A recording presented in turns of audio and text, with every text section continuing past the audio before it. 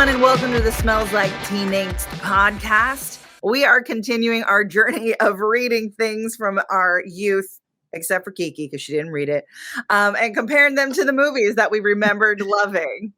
Last month, we talked about The Hunger Games. So we are reading the Hunger Games series, and this month is Catching Fire, which I know we were all really looking forward to because we're like, we loved the book, we loved the movie. So now I'm really curious to see, before we dive in, did you still really love the book and did you still really love the movie? So I can go first. It's Jordan. I actually really, really liked the book. This is the movie that I watched the least out of all of them, like for whatever reason. And rewatching it, I realized that I do enjoy the movie. It's probably still going to be the one that I watch the least, but I will say it is very close to the book. And I really enjoyed that. I was going to say that I actually love this movie. This was my favorite movie because, again, I've only ever seen the movies. And reading this book, I really thought, because this is my favorite movie, this was going to be my favorite book. And it's not that I did not like it. I just still think the original Hunger Games is like paramount. You know, it was really good for me, like loving it. I think my biggest qualm was that in reading the second book is that, again, I'm seeing a Katniss that isn't the Katniss in the movie. And my brain just can't handle it. I'm like, the movie girl is not this book girl. And it's just ridiculous. I know we had the same thought about book Bella versus movie Bella. Book Bella is much stronger than movie Bella. So it's interesting the strengths and weaknesses to me that they gave Katniss and took away from Katniss for the movies. Mm-hmm. This book and movie, I'm like you, Jordan. It's a movie that I like. I really haven't rewatched them, and if I was to think about which ones I'd want to see again, I think I would piecemeal this movie, and it would just be to get to the end. Because also what I find fascinating about the book is that it is the story where absolutely nothing happens, but everything happens. Yep. Like 2/3 of the story take place in District 12. You know, like they are in District 12, they go on a train, they come back to District 12, they get on a train, and then the games happen. So it's like, whoa, 2/3 of this whole book have absolutely nothing to do with like the Hunger Games and the fighting. And the way that this book sets up the districts and the discord in the districts, I actually think the movie does a better job. Yes and no. I think the movie does a great job in showing us what's happening in the districts. In this book, we're always through Katniss's mind. You know, right. She's your narrator.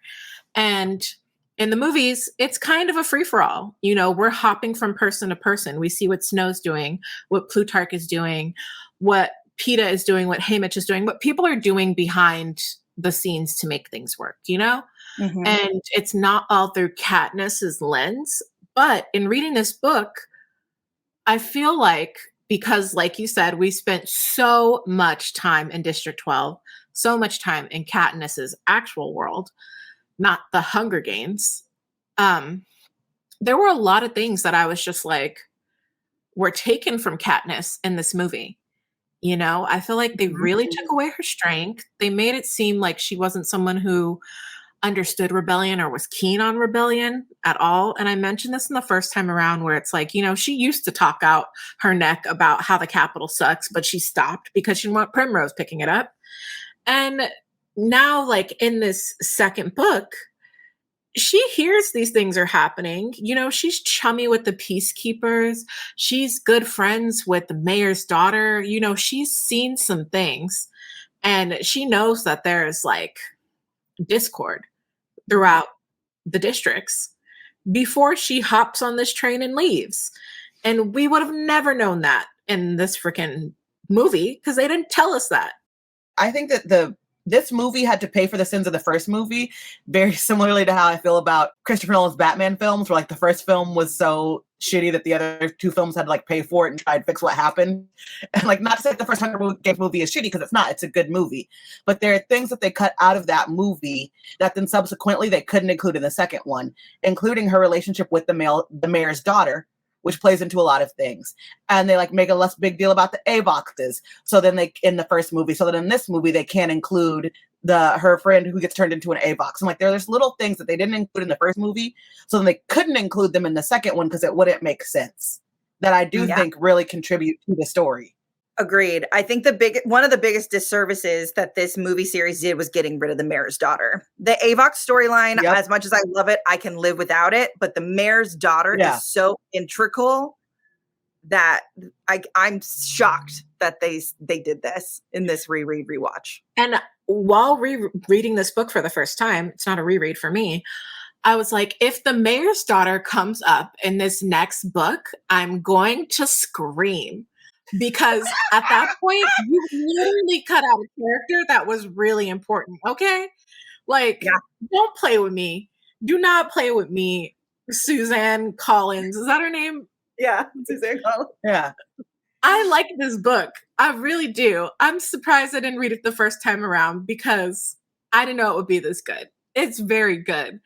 But girl, you just let them take integral characters up out of here and give us all this capital backstory that, like, I would have got there eventually. Like, it's a dystopian world. Let me see people living in that world. Yeah. And the first hour of this movie, I feel like, is on fast forward. You know, they add things, they cut things. They move things around so things aren't even in the same order. Like, we see Katniss still hunting. We now know that Gale's working in the mines. The things that they cut, like everything about Haymitch, I wish was still in, because Haymitch is so important. He's not just some random drunk man. He's literally going through withdrawal after coming home because he's trying to get sober, knowing that they're going to have to be doing this like quarter quell tour with everyone, and like before they even know what's about to happen at this 75th annual Hunger Games, and just listening to them explain like his alcohol withdrawal, I'm just like, oh, my poor Haymitch, what a sweet gentleman. When she has her meeting with President Snow in the book, we know he smells bad. You know, it's the roses, it's like the smell of blood, and I wish that she had even given a nod through some sort of line, because I know that's like all an internal monologue of what he smells like when he comes to her house. But later on, we see him drink champagne at a party and it comes out bloody. And that's not enough for me to add how horrifying this man is and terrifying on multiple levels. Yeah, definitely. Especially like there was a point where she describes, you know, his eyes are like a snake. Mm-hmm. And I'm just like, he is not menacing enough. No. Well, especially on the thing about his eyes being like a snake, in the book, you have that moment of like, is it a metaphor or did he actually get genetically altered to look like a snake? Because people are doing that in the Capitol. Mm-hmm. Right. And President Snow is someone they did not alter. They let Donald Sutherland look like Donald Sutherland. And part of me is happy with that. And then there's part of me that isn't, because I feel like not fully changing him or not changing him at all gets rid of how terrifying he truly is.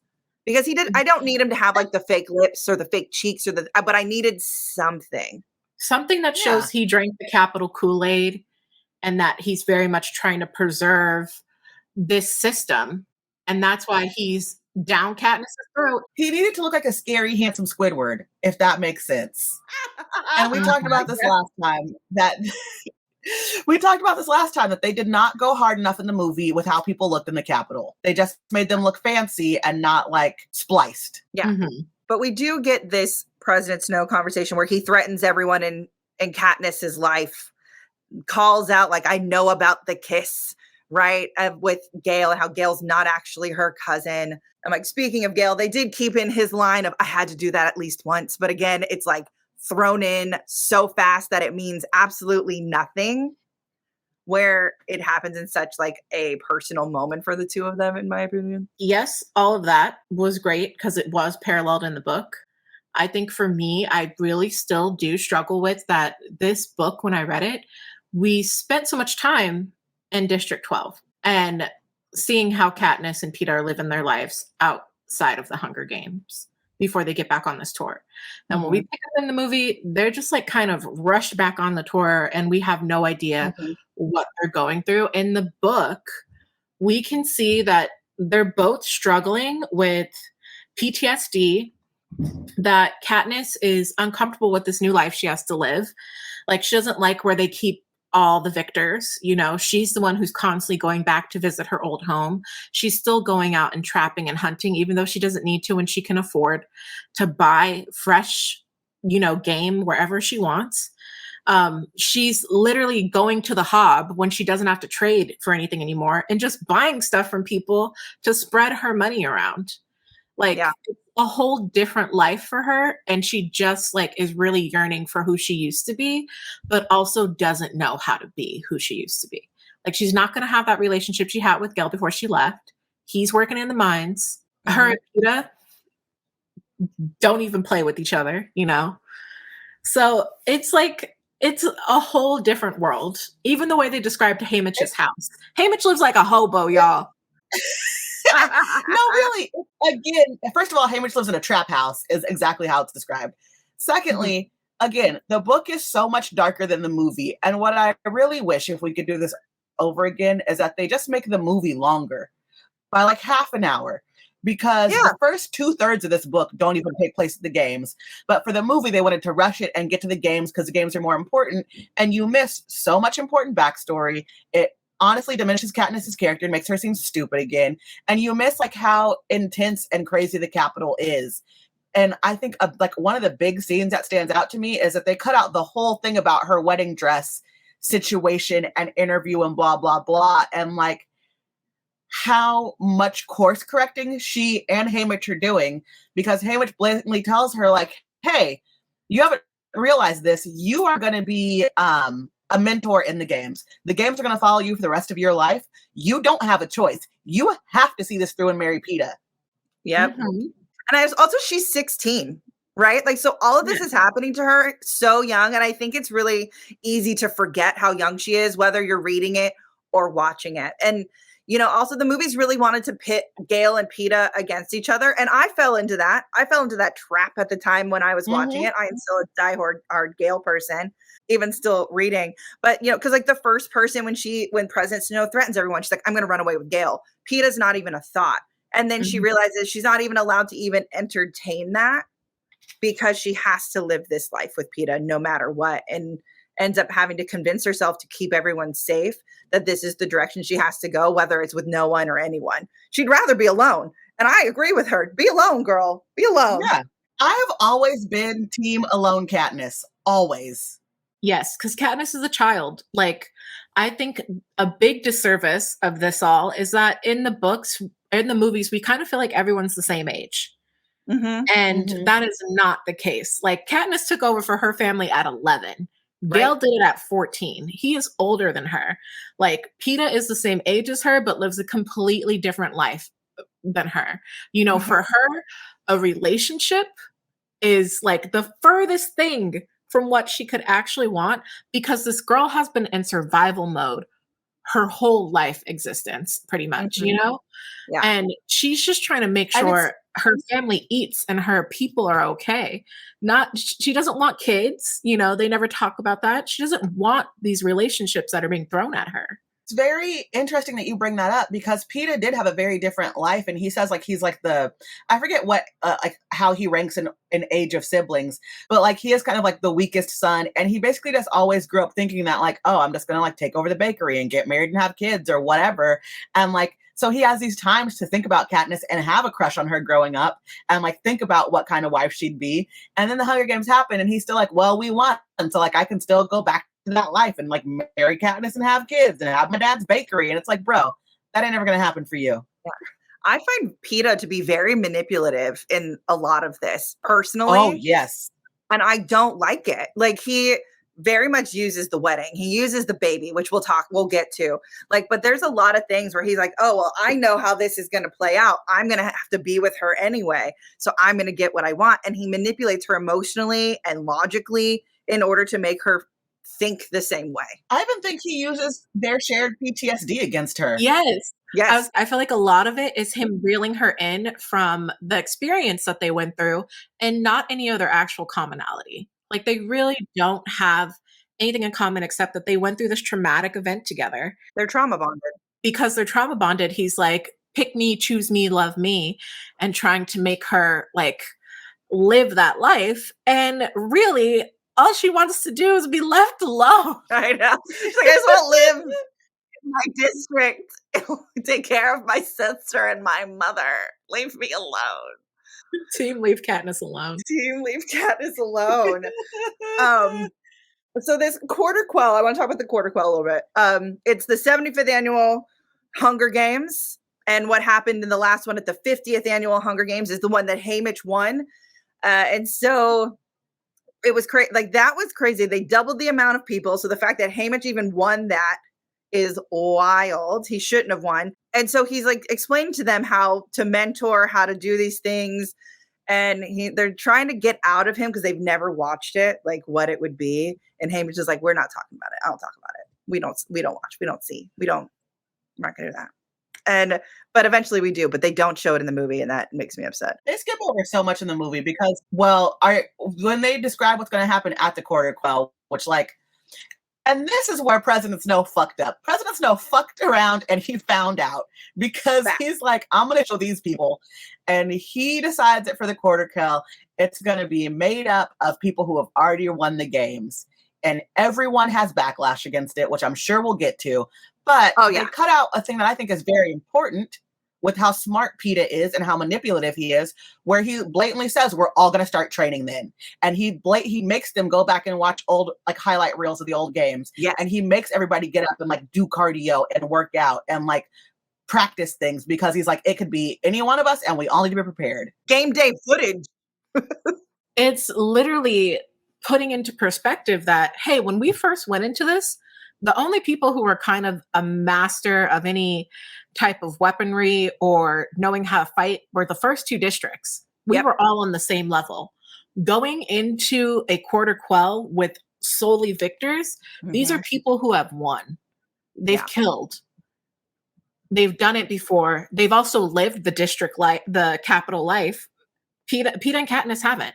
They basically got out the Hunger Games and have to go back to the Hunger Games. They don't have these friendships, these relationships, this history, any of this backing to go in on. Yeah. And Peeta's the one who's like, well, if we have to do it, let's do it. Yeah. And just to back up a little bit, because before they even learn on that, they do have to go on a winner's tour and visit every single district and be like, hello, we won. Here are our faces, which just is so weird to me. But I also understand why the Capitol thinks it's important. It's propaganda. It's just to remind everyone, we own you. We own you. We take your children from you. These are the children who killed your children. It's the most messed up propaganda possible. Absolutely. And this is the thing where I think that the characters screwed up because Katniss and Haymitch know that the three of them are in deep water because of Katniss's stunts, because of the uprisings, because of what's going on. They don't tell Peeta this, and the very first stop they make, Peeta screws up. Screws up hard, man. District 8 with Rue and Thresh. And I think this is a scene the movie got very right. Because when reading this scene, when my cycle is coming, I get very emotional. And so I'm listening to the audiobook of this scene and I'm crying in my car. And then watching it, I got choked up. I was like, the movie got it right. So what you're talking about, Jordan, is Peeta decides to go off script and says he's going to give the Thresh and Rue's family a month of their winnings once a year. And the Capitol basically loses their mind. But this old man with his 3 whistles and his 3, the doo-doo-doo-doo, and the 3 fingers and the peacekeepers and that whole thing, my little heart. Yeah. Them killing the guy and everything. Super sad. Seeing Rue's siblings as well was. They kept closing up, doing close-ups on her mom's face, where sobbing. I was in line with the book. Rue was the oldest of a lot of kids, so it's a bunch of little babies who lost their sibling. And also imagine that poor mom, because in her head she's like, they took my first one. It could happen again. I know. And that whole scene is just so aggressive with how they snatch him and they shoot him in the head as they're pulling Peeta and Katniss away. And I think that Jennifer Lawrence's acting in that scene is incredible. She does such a great job. Yeah, in my rewatch, these actors were acting, okay? This is the difference, I think, between like Hunger Games and like, out of all of the movies that came out at that time period, I think that were based on the young adult novels, and most of them were dystopian, but like Twilight, Divergent, Mortal Instruments, like any of those movies, right? And not to shit on the actors, because so many of them have gone on to have such great careers, but it kind of seemed like they knew that they were in a young adult movie. They felt like it was a soap. They weren't like giving their like greatest performance. Whereas I feel like everybody in the Hunger Games was like, the rent is due, and I'm trying to get that Oscar. Fact. Yeah, they were fact trying to pull this movie out of the YA category and into that Oscar. Yes, they were making films. The fact that Elizabeth Banks was never acknowledged for her incredible performance as Effie Trinket, I will never forgive, because she's so good as this character. Her and Stanley Tucci like just stand out for me so much, as like the rent was due. They did what they had to do. They worked very hard. I was very, very proud of them.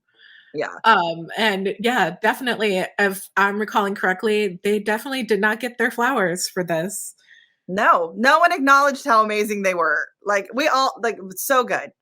I put out a tweet yesterday too about it. We were watching this movie because I was like, Elizabeth Banks, she's so good. So then they go on the rest of this tour. This is where like they have the engagement announcement, because they know they got to play the game, because they royally fucked up in this district with everything, the rioting that happened. Peeta has like a random confession of love. Again, another, in my opinion, manipulative tactic, because he already just told her like, we can just be friends and I will stop being butthurt about being in love with a girl that I don't even know her favorite color. I'm like, sir, maybe learn the basics. just And then I think that the movie does a really good job, because the book doesn't give us this. We get to see the unrest throughout the rest of the tour through a montage, and we get to see the way Katniss and Peeta really rail it in, play the game just to get through it. And I think this edition from the movie, I think, was the right choice, was to give us that. Also, let me just talk about my one last thing. Go for it. That Do did it. not get mentioned in the movie. That happens in the book. And that's that in District 12, they have their own cute little wedding ritual. Mm-hmm. Where the couple builds a fire together and toast breads together and feed each other. And like it's very cute. It's really giving like slavery to me, you know. It's giving Native American history to me. You know, I grew up with some Choctaw family and, you know, family from the South who are like, yeah, you got to jump the broom. Jump on the broom. Or no, you got to do this when you get married, because this is what used to signify a marriage before there was jewelry and all the frivels and puffiness. Before we were legally counted as people. If we weren't legally people, how are we going to get legally married? So... Right. Mm-hmm. So yeah, I really wish that was like mentioned, because I think it would have kind of put into parallel more of like the way things are done in the Capitol. Like, this isn't how we do it in my district. Like, we already did it because we can't do it your way. Yeah. I wish that they had mentioned that as well. Because like you can still have that. They had the Peeta interview, but they cut that whole thing out. Like, it would have literally taken 3 sentences, less than 10 seconds. And if anything, you know, it gives more showmanship to the fact that we're always talking about how Peeta is so like magnetic on that stage, and Katniss just isn't. Yep.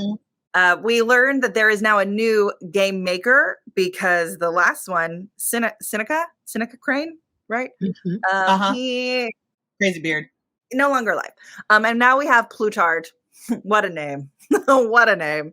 And this is like a thing that I really don't love that they changed, because we don't get like a really like good one-on-one between Katniss and him. There's no watch hint where she sees, you know, the flash of the symbol, and they change how she sees the riots because they've cut the mayor. So she, you know, we get that weird campaign thing. We see her see the riots at the party instead of with the mayor. And like, it's just Plutarch being new is so brushed over, and it's such an important thing because it shows how vicious the Capital is. But that's just me. Losing the watch was a really, because it's such a hint that you learn later in the games. Like the watch was such a big hint for her, and losing that, I think, is a mistake. Exactly. I also hate how in this scene, in the movie, they make it seem like Plutarch and Snow colluded together to create this idea for the Quarter Quell, when really it was just Snow trying to get his lick in, trying to prove that he's the big bad man, and just doing a huge round of fucking around and finding out. Yeah. Yes. I was going to say, and in the movie, I think it's well played because when Plutarch does chime in about, well, do this, do that, like, let's have a wedding dress, flogging, more wedding coverage, beating, like, stuff like that. He's trying to say, like, this is going to instill fear. And I'm like, no, that's going to instill unrest. Right. Like, that's going to create even more anger amongst the capitals. But President Snow is so, like, in his own world of revenge and anger towards Katniss that he can't let go, that he can't even see that agreeing to that is creating a problem for himself. Yeah, it's his revenge, his anger is completely blinding him to the fact that he's being manipulated the entire time. And it's very good. I don't know if I agree that it was all Snow. I think Plutarch absolutely had a hand in making it all of the victors, because how else would you keep her safe, and how else could you manipulate that entire game situation to get her out? I don't agree with that, because in the book there's no evidence saying that Plutarch was a part of the conversation at all. And Plutarch's idea, the whole reason that he showed her the clock was because he thought that she would be a mentor, so she'd be able to help who was ever in the games. True. That's true. We'll never know. After the district tour, this is also where a ton of stuff changes in the movie, and things that I wish that they would have left in. They keep Katniss asking Gale to run away, and they keep part of that scene, but then we don't get the flip side where she asks Peeta the same question, and we have two very different reactions. Gale's, I will just say, I prefer his response because he just listened. He never interrupted her. He just never tried to make it about himself until he couldn't help himself because his feelings were getting hurt. And also the movie makes Gale a lot more brooding than I think the book ever does. Like, it's very, Yeah. I'm like, he's not sitting there feeling sorry for himself. He's pissed. He's like, but I love her. What do you want? You want to run away? Cool. Let's fucking go. And then she, he says, tells her I love her, and then she Han Solos him. And I was like, oh, the worst. Oh, my heart. I was like, dang, girl. But I don't blame her. She doesn't know how she feels about anyone. She hasn't been allowed to figure it out. And that's when his feelings get all but hurt. And then Peeta is so patronizing to me when he talks to her about it that I'm just like, no. Peeta's fucking downright rude, honestly. Yeah.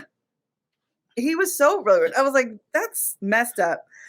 And because of that, the whole scene with Gale getting Quasimodo'd in the square is also very different, but I'm glad they kept it in because I think it's a scene they could have easily cut, but I think it's very important.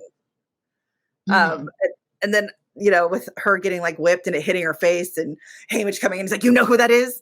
It's Katniss, and she's getting married and you messed up her face. I always thought that was really kind of funny in the book about how the way that they save her from getting the lashings even more. And I'm glad that also stayed in, because where it's not light, it's a little bit of levity. Does that make any sense?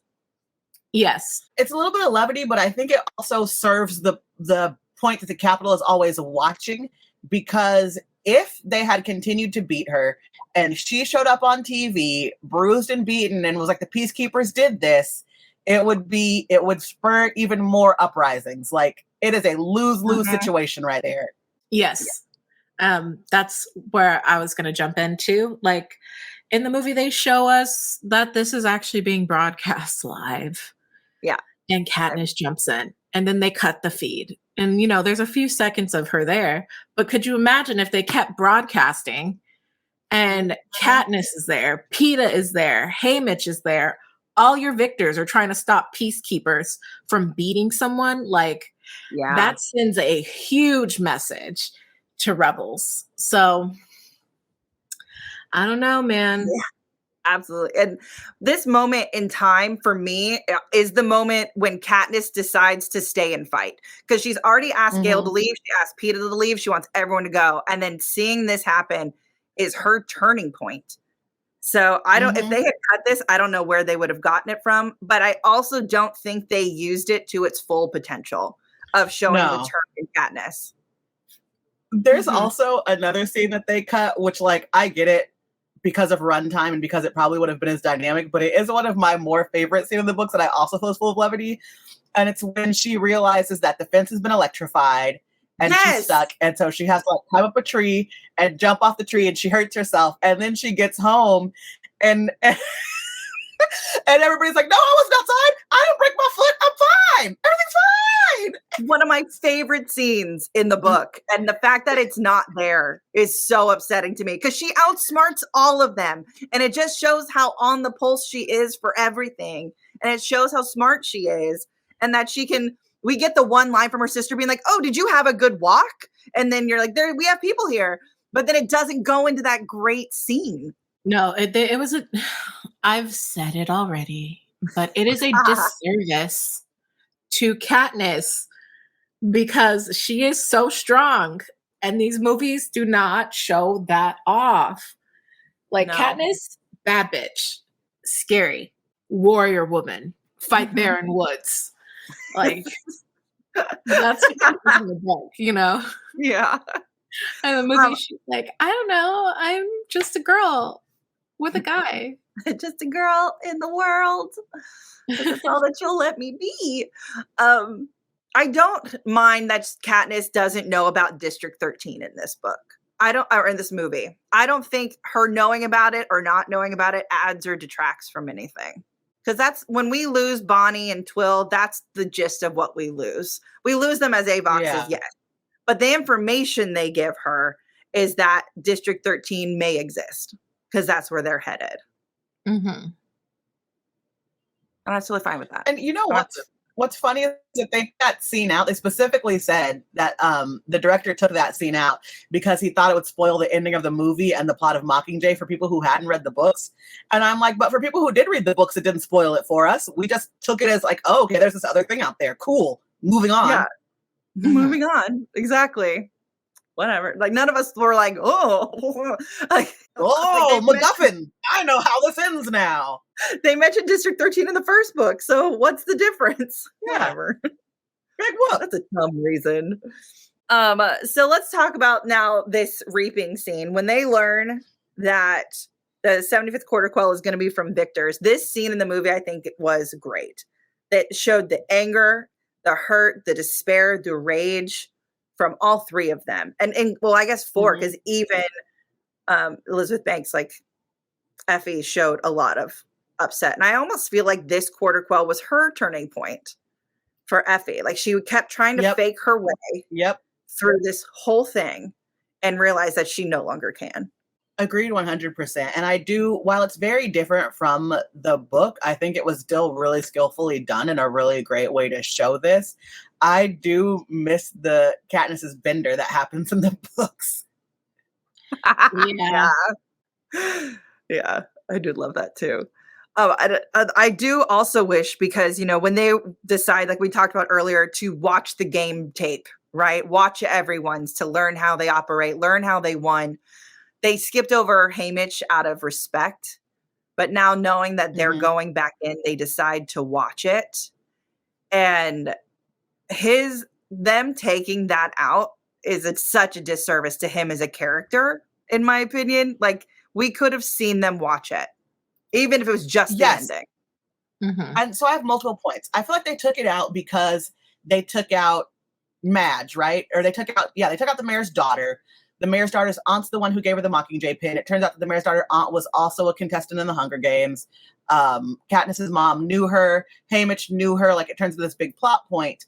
And so they, you know, part of it, I think, is because they had taken out this pivotal character until all the things surrounding it they kind of have to remove too. Another part of it, again, stupid, is that the director said, oh, it's because it spoils the ending. It doesn't spoil the ending because they're like, oh, it's how Haymitch outsmarted the game makers is what Katniss eventually does in this movie. That being said, I think it destroys a part of your understanding of who Haymitch is as a person, because when you realize that he outsmarted the game makers the same way that Katniss did in her Hunger Games, you realize, oh my God, Haymitch has also spent his whole life under the watch of the Capitol, being threatened, having to go into the quarter or into the Hunger Games clearly changed the trajectory of his life. But the fact that he won by outsmarting instead of doing murder probably put a target on his back. And so he knows the road that Katniss is walking, and he really is trying to help her as best as he can. Yeah. Yes. It also sets up the parallel between Katniss and Peeta and Haymitch and Madge, who's no longer here. Haymitch is living the life if, that Katniss would have lived if Peeta died and she never developed a relationship during the games with him, Mm-hmm. Even if they did come together with that relationship and then she was like, okay, I have to kill you, walk away. And then we kill each other, she dies or he dies in some way. No, they got to get out of it together. Haymitch went through it, made his friend from his own district. And then, the minute they said goodbye, realized, oh my God, my friend is dead. Yeah. He has way more PTSD than Katniss and Peeta ever have experienced. And he drowns it in alcohol. It just sounds to me like this director doesn't like foreshadowing. Right? It's not a spoiler. It's called foreshadowing. Chekhov's gun, baby.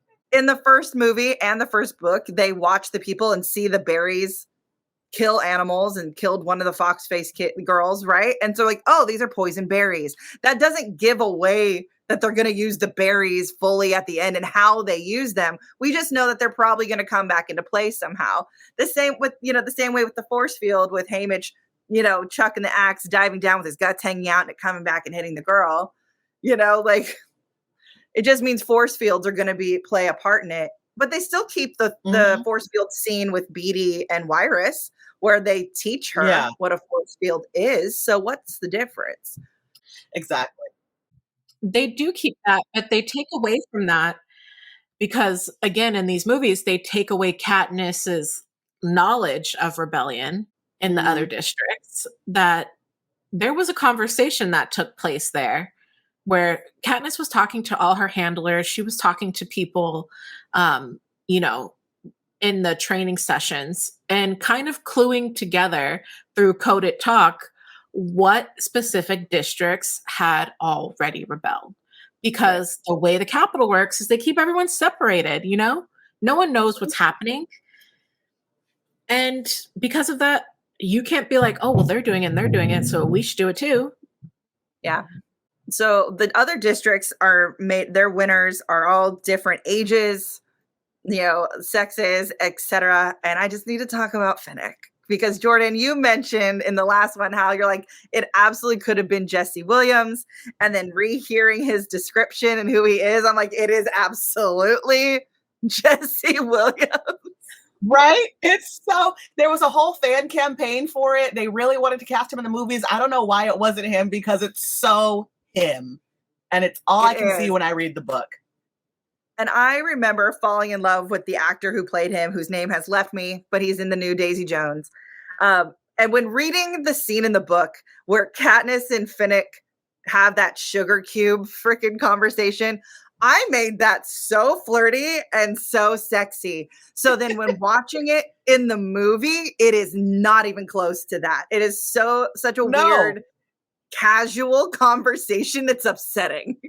No, in the books, it seems really sexy. And in the movie, it's not played that way at all. Yeah. Joanna taking off all her clothes in the elevator. Oh, good. A lot of and even Peeta and Haymitch say they're messing with you, Katniss. You're the princess. You're the little girl here. And you're so uptight. So they're fucking with you. And that is taken out of the movies. Instead, Katniss is just here experiencing it and trying to be oh no, I don't want to give you any of my secrets, or that was weird.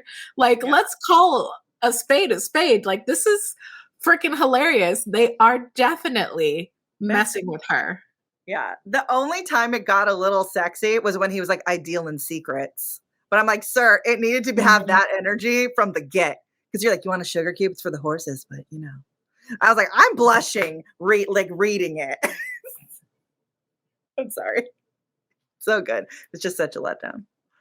Can we talk about Jenna Malone real quick as Joanna? I think she was so good. Oh, I think she was perfect as Joanna. I can't. The only other actor who I could picture as Joanna is Natasha Lyonne, because I feel like they have that same like vibe to them. Yeah, but for sure. Jenna Malone, she was just perfect. She was so perfect. Mm-hmm. Yeah, feral girl energy for sure. Not a lot of people have that. Yeah. There's a scene that happens in the book. It's very different than in the movie as well. Is when they have to go in and, you know, teach or just, you know, do their whole show off thing. You know, Katniss last year shot the arrow into the mouth of the pig. And this time she walks, like Peeta goes first. She doesn't know what he does. And then she goes in and she hangs the old Seneca Crane and like paints it on. One, the movie put the beard on him, which I thought was funny. But the thing the movie does that I didn't like is in the book, Katniss does not see what Peeta did. They learn each other's thing later. And they're like, oh shit, we both did that. But in this, she sees Peeta's painting of Rue, and that is what fuels her anger towards the game makers. And I hate that because I think it takes away her power and it takes away her own decision to do the hanging of Seneca Crane. Exactly. Yeah. They make her such a follower in the movie as opposed to in the books where she's like, you know, I was already on edge before, and this has just pushed me over. Mm-hmm. Yeah. I was like, why would you do that? It's not helpful to the cause. No. She's already made. Also, I love that scene. I love that scene in the book where they compare stories and they realize, oh my God, we both fucked up, and just laugh about it because there's nothing else they can do. They're like, what are they going to do? Send us back to the games? Like, yeah. We're already here. Like, I thought that was great. A thing I do like in the movies is the added interviews with the other tributes trying to cancel the games. They're trying to rally everyone in the Capitol. So I like seeing Joanna get livid and being like, they promised me I was done. And look what's happening. And she's lost it. Finnick brings up Annie and being in love with someone else. So everyone has their story. We've got like the baby story now. And everything, trying to gain empathy. And then we get them all holding hands in the kumbaya of it all to show unity and power. So that was, I think those added interview things were very smart and fun to see, personally. And then I'm very happy they kept the very important line from Haymitch telling Katniss to remember who the real enemy is. Because if they had lost that, I think I would have been very upset. Oh, I'd have been pissed. It's so important. Was there anything else pre-games that you guys wanted to talk about before we dive into the actual games? I will say that I liked reading it this time before we get into the games because they give you so many little hints. And because you're in Katniss's point of view, Katniss is just kind of dumb, and she's like, what the fuck are all these people talking about? And none of it comes back around until the very end of the book. And I actually really appreciated that, whereas opposed to the movie, it's kind of like, you kind of know that there's something going on because you're seeing it from so many different points of view, so you know that something is happening, you're just not sure of what it is. Whereas Katniss is just kind of like, she's angry, and she wants this revolution, and she wants this rebellion, but she doesn't know why people are saying these strange things to her, and she's just kind of writing them all off. Yeah. Yeah. The freaking movie has like all these random like mockingjays painted on things and flash throughout, the movie. And she's like, I guess I just have fans. Like, it's that type of situation. And the book, I just have fans. She's like, I have fans. But in the book, she's like, oh, holy shit, I'm being used as a symbol for revolution, and I just want to make sure my family stays alive. Like, I'm effed either way. Like, this poor girl is 16, has two men who are like, I love you. One of them doesn't know who she is and is manipulating her. And then she's like now the face of like people are using her symbol and like still leaving her out of very important plot points for reasons that I actually agree with. So it's like, yeah, I mean, in the end, I get why they leave her out. Yeah. But also, poor girl. I really wish they just showed a little bit that she would have been kind of down.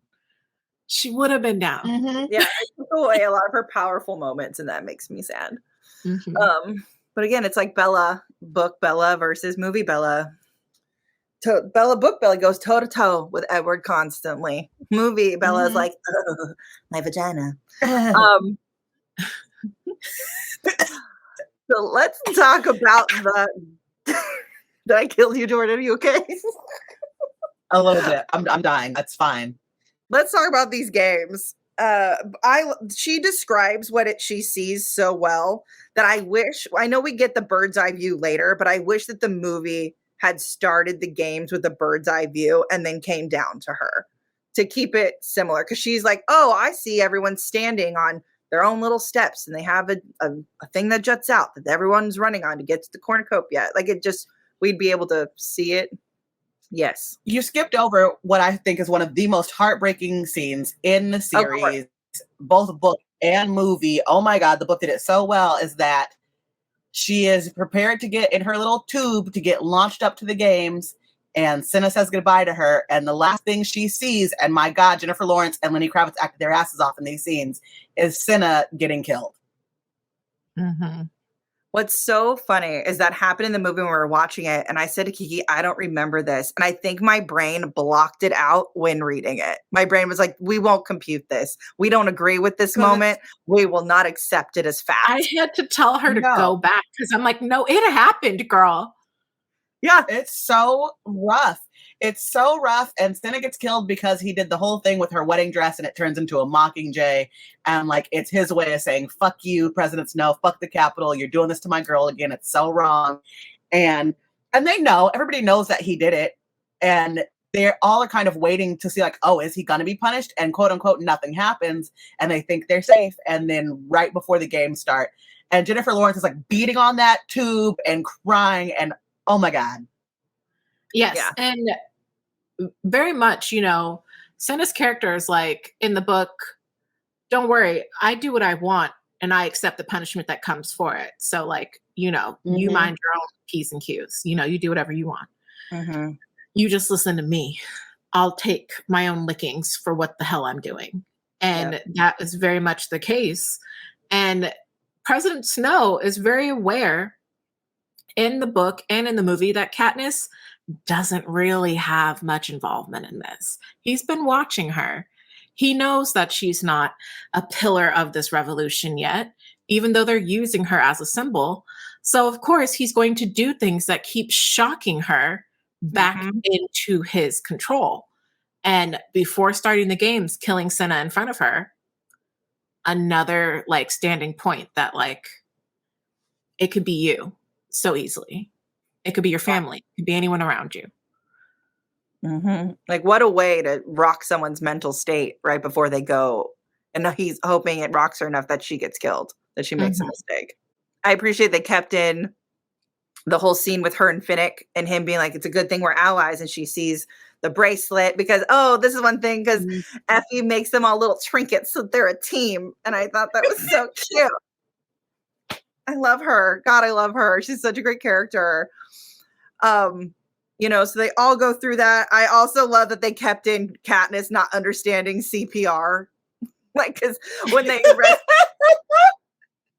it's so funny in the book. Like, I feel like it's a little less funny in the movie, but in the book, it is so funny. I was like describing it. She's like, oh, wait, my mother has seen this because they have to rescue Peeta, who's like basically drowning, and like Finnick saves him. It's just so funny. And Finnick and Mags together are just so cute. He's so kind and gentle to her. And I'm so glad they kept that for the movie too.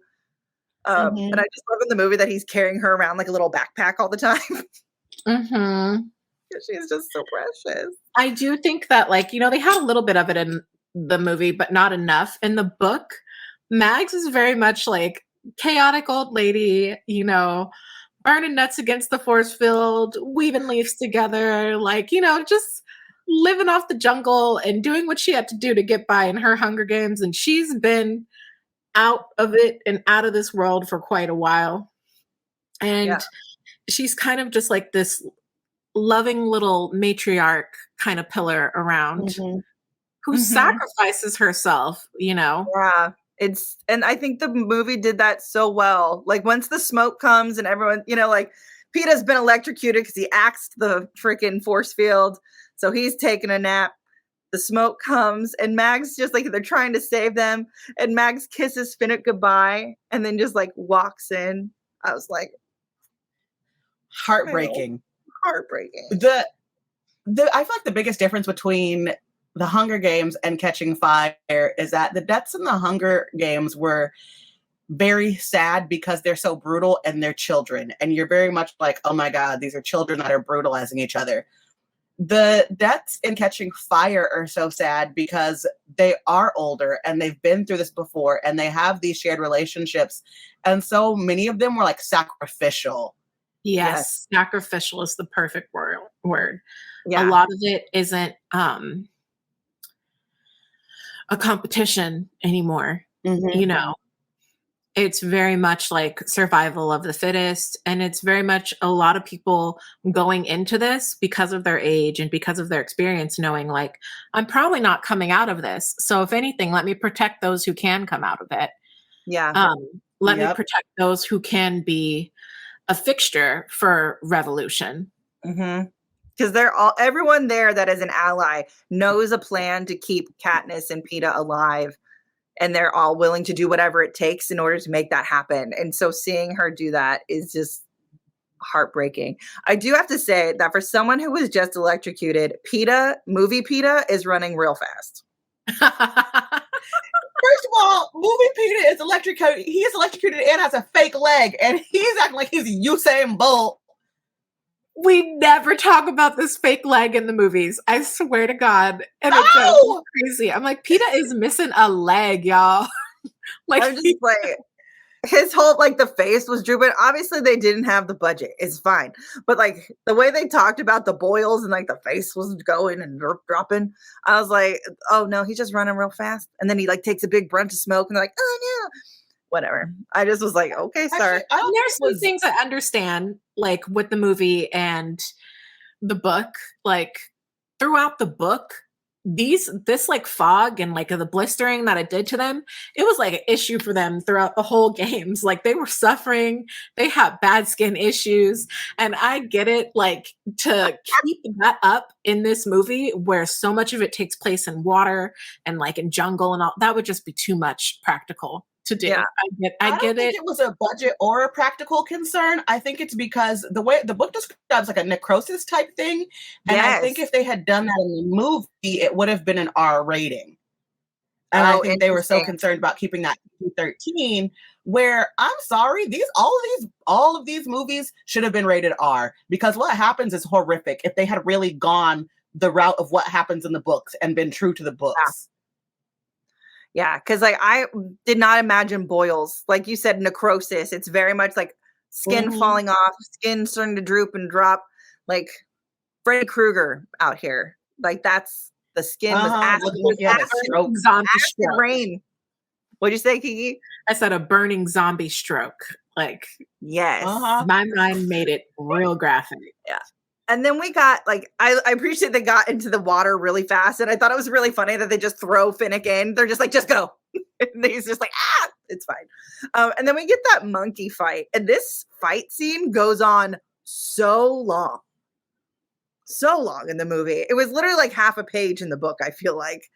Maybe 2. It's half a page of the book. And I think that they gloss over my favorite part in the book, where like Peeta and Katniss like, what the fuck is that? Because they've never seen a monkey before.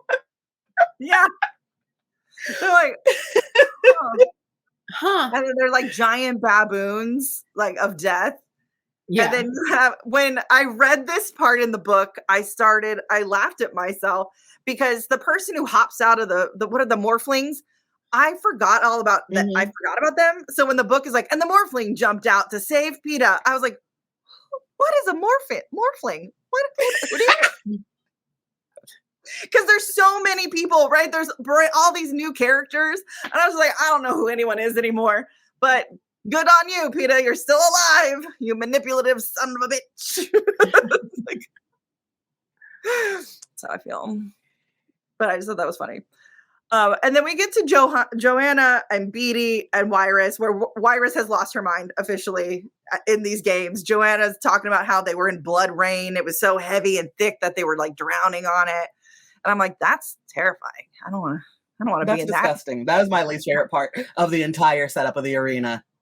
Yeah, like that wedge. We get to that. We also get to the fact that when they reach the beach and they're all together, Katniss is unsure, like if she should have her bow drawn. Like, are we allies? Are we friends with these people? And, you know, in the book, it's like Finnick who has to calm her down and be like, no, we're cool, we're good.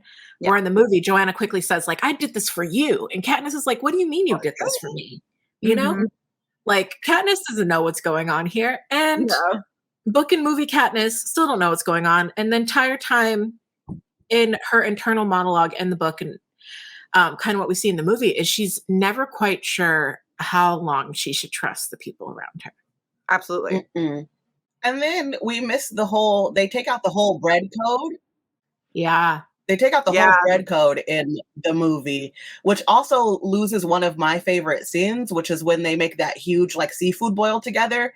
And it's basically like they're having this big, gigantic, like lovely meal that they all caught and cooked together, knowing that like, we're going to have to turn on each other after this meal, guys. It's been real. It's been fun.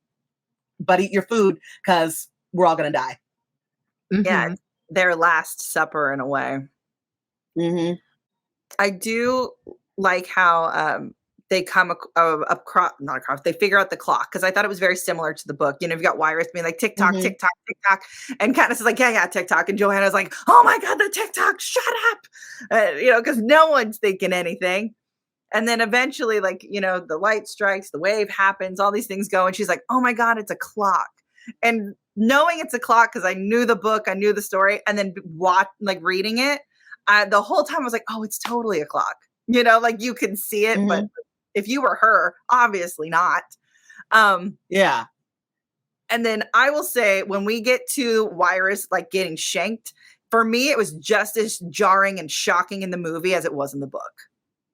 Yep. Agreed. I was like, ah! When that happened, because it all goes down. It's the careers, and they're now fighting, and then the clock starts spinning. Like it's a whole chaotic mess. Yeah. And it happens so fast. So fast. And it's like terrifying because it lets you know that the Capitol didn't like set it up for you to clue in, but still doesn't want you, still wants you to be a victim to it by like spinning the clock and messing everything up. And they're like, good luck figuring it out. I'm like, well, guys, if it still starts at 12 and it's always the tree, right? It's not that messy. But I will say, watching the movie and seeing the whole thing spin, I was like, it just looks like they're on the worst Gravitron of all time. Yeah. You're childish, but yes. Yeah, you were I can see that. Right. Look, spinning, things are flying. They're just like trapped like gravity. It's the Gravitron, you guys.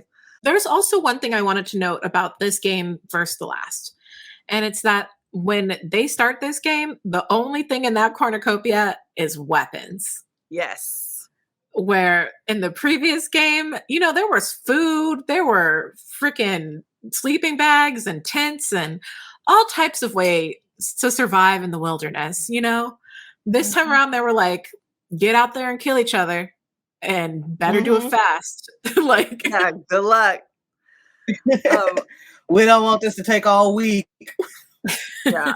And then I think we get into the worst slice that we actually get to be privy to, which is, I called it the Jabberjaws, which is not correct, but Jabberjays, whatever they are, the ones that imitate people. Yeah. So you have Katniss hears her mom, her sister, she hears Gale. You have Finnick who hears Annie screaming, and I prefer the way it was done in the book versus the movie. This is like obviously like broken record over here. And this is not to say This is just to say read the books, guys. Because Katniss really tries, once she figures it out, because she figures it out first, she's able to disassociate a little bit and then try and help Finnick, and then shows it to Finnick, and then they just get trapped in this torture until the hour is over. And the birds don't attack them, where in the movie they make the birds attack them and surround them, and that's just like, if they weren't attacking, it's a mental attack, it's not a physical attack. So that was one of the biggest changes I didn't like, was that they made the birds like attack them. Yeah. I think that they really underestimate what mental warfare can do to people in the movies, and this is just part of it. Like, they don't really think about, because the birds physically attack them, it just seems like it's more of like a physical, like, Alfred Hitchcock moment, and not like the mental wear and tear on thinking that your family is in danger. Yeah, I think the books and the movies glaze over the fact that in these books, when you read, you realize there are so many different ways that these people are tortured. You know, it's not just depriving people of food and water and safety.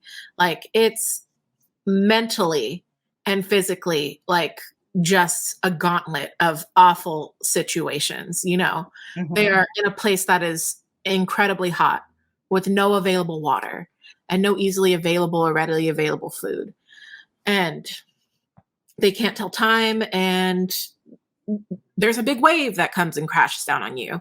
There's blood that's going to rain all over you. There's monkeys that are going to chase you. There's fog that's going to singe off your skin. Like, there are so many different ways to fight them in this, to wage war against a person, that, like, it's just like, it's a disservice a little bit. And I've said this a million times, but like, reading these books, they're so dark. They're so dark. Yeah. Like, and I feel like this discussion isn't so much more of like, oh, the books are better than the movies. It's just read them, because the books are just so good. And the movies are good in their own right, but the books are just so fantastic. They're worth a read. And of course, I'm up in arms because it's my first time experiencing it again. Like, for Jordan and Sarah, they've already read these books and then watched movies. I've watched movies. I've been a fan of these movies for years because, like we said, they acted their way, like, to high heaven in these movies. Like, it's a good film. All of them, I give, like, you know, a good amount of stars. But these books are incredible. They are so twisted. And I'm just saying, if you need a summer read, it might need to be The Hunger Games, guys. Yeah. The new movie's coming out. That's why we're doing this. And I never read that book, so it'll be exciting to read with you guys. I also forgot to mention earlier just that Jeffrey Wright's Beetee was fantastic. Jeffrey Wright can do no wrong. He's one of my favorite actors, and that was just great casting. Oh, he was fantastic. I feel like this is like one of his biggest things, right? Wasn't it, this movie? At the time? Westworld, I think those are like his two like big ones. Yeah. But this was like prior to the Batman. This got him Westworld, basically, is what I think. I've loved him since Shaft. He was in Shaft. Shaft. That's a good one. Like Shaft the TV show or Shaft the movie? Shaft the movie with Samuel L. Jackson. Oh. Shaft. The last few chapters. Christian Bale is also in that movie. Who is? Christian Bale. Oh, Christian Bale. Right. Yeah. Mm-hmm. The last 3 chapters of this book fly. And it's like the last 10, 15 minutes of the movie. And that's basically them devising a plan because Katniss, they see that it's a force field. They changed that a little bit, but it didn't really bother me. Joanna cuts out her tracker. The arrow gets shot into the thing. The District 13, as we learn later, helicopter comes down and takes her up, and she wakes up in the hospital, not knowing if it's the Capitol who has her, not knowing like what's even going on. She walks into the room with Finnick, Plutarch, and Haymitch, and freaking loses it. And they just tell her, "Yo, we're all in this together. We're High School Musical guys. Like, we made a plan." We couldn't tell you because if you were to be captured, we didn't tell you or Peeta because if you guys were captured, you know, you would know too much. And we wanted to keep you as safe as possible, like make it so you didn't know anything. And I think her reaction is obviously valid because she's like, what's happening? And then Gail comes in. Super fair. Yeah. And then Gail comes in to talk to her and literally gives her the worst news that she could possibly get outside of anything.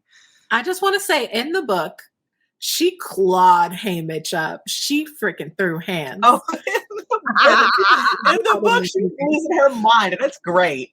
She went feral on him. And in the movie, they kind of made her low weak Katniss and whatever. But like in the book, you know, she gets up, she walks past Beatty. She's like, I'll come back and kill you, bro, because he's already knocked out. She picks up a syringe and she's like, I'm gonna go kill who I gotta kill. Like, they're not taking us back. If they're taking us back, they're taking us back in a body bag since we destroyed this arena. And, you know, she's met with Haymitch and this whole plan that she didn't know anything about. We get it. Yeah. The book and the movie did it. But, you know, I really wish they gave Katniss a little bit of her strength. Freaking shanking Haymitch with the needle. Gail tells her that her mom and her sister are safe because that was her biggest worry after hearing their voices. However, District 12 no longer exists. There's There's no more. They leveled it the same way they leveled 13. However, she now knows 13 is real. They're in a helicopter from 13, and they're headed to 13. And then Haymitch lets her know that Peeta is not there, and that Peeta was taken by the Capitol, which is not great. Mockingjay, you know what happens next. So like I said, like this book and movie, nothing happens, but everything happens. It's so crazy. Everything happens. In the beginnings of a rebellion, we are now getting what was always kind of teeming from the first two books, you know. It was always kind of that underlying feature that there's like an unfair hierarchy in this world. How do we rectify it? And this book sped into, and it begins, you know, which is why I'm excited for Mockingjay. I haven't read this. I wonder how many liberties they took, especially because Mockingjay is split into 2 movies. Yeah. Like, does it need to be 2 movies? The book doesn't look that big. So I did not think it needed to be 2 movies, but maybe I will change my mind. Now, let me ask you ladies this. Do we want to do the book as one book, or do we want to split it up like the movies? I don't know. I've never read the book. Oh, goodness. I don't know. Because that's why when we did Twilight, we broke up Breaking Dawn. Like we did 2 Breaking Dawns because the movies were 2 Breaking Dawns. So maybe we should do that. Well, yeah. Let's just keep in that pattern since we've already established that. But I agree that when I first read them, I did not think it needed to be 2 movies. I could be wrong, and I'm willing to read them again and see what happens. So we'll do that. Let's break her up. We'll do the first movie book, and then we'll do the second movie book, and then we'll come back. We'll do it. And then we're going to do that new one. Yeah, I'm really excited to read it. Ballad of Song and Bird? Is that Birds, songs, songbird, snakes, songbird? I don't know. I don't know. But that girl is real cute. She's super cute. And the guy that got to play a young Donald Sutherland, I've said it before, I'll say it again, nailed it. Too attractive. Makes me real angry.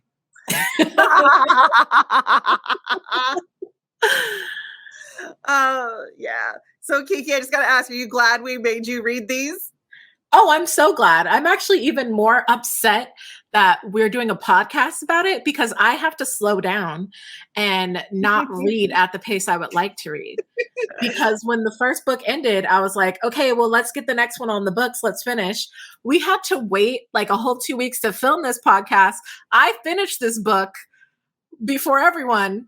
I was done a week before everyone. I was ready to watch the movie so we could talk about it. And everyone was still reading. And I was like, we need to move on because I actually forced myself to start another book after I finished it because if I had not started that other book, I would have just gone right into the third book. I did the same thing, Jordan.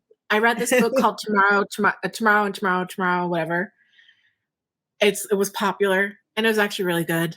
And I'm glad I got another book in between this, but I am ready for Mockingjay, baby. I am ready to figure out what happens. maybe we'll up the schedule, because you know me, I'm a procrastinator. So I'm like, oh, I got to have this done by the end of the week, and then I read it. So, but yeah, I'm having a great time talking about this with you all. So I can't wait for the next one. Until then, does anyone else have anything else to say about Catching Fire? Nope. Wonderful. No, well, I just want to say Yes. that I've talked about this in Twilight. We've talked about it here. In Twilight, when they describe clothes and you think about it, you're like, ew, like, girl, a denim skirt and a t-shirt. And this series, when they describe clothing, it is so much better than like anything they ever really kind of give us in the movie. And I get it. It'd be so expensive to do. And I think the entire time, like throughout the book, I'd hear things described that they put on Katniss, and I'd be like, wouldn't that look like this? And then I'd like look it up and I'd be like, oh, that would have been so over the top. Like when she first reunites with Peeta in front of the Capitol, she's wearing like an ermine coat. Like, if you've ever seen Cruella de Vil's coat with like the little weasel tails on it and everything, that's ermine. It's a white weasel, y'all. It's like so luxurious and so over the top. And so many small animals had to die to make it. And I was just like, well, why did they give us that? Like that's stuff queens wear. Like, why didn't they give us that in this movie? Would have been so great. So I'm hoping that like what we read in the next book can get upped by Mockingjay. I don't know. I'm hoping they kind of clue in on the fact that they are doing us a disservice with the Capitol, because I'd like to see these clothes. They can do the thing. Yeah. You're so funny. No from Fashion Police. Yeah. Fashion Police. All right. Well, and on that note. On that note, thank you guys so much for listening. Make sure you rate us on whatever platform you're listening. Make sure to subscribe, share it with your friends so we can all talk about the wonderfulness that is the Hunger Games. But until next time, we will talk about Mockingjay later. Okay? Okay. Okay, bye. Bye.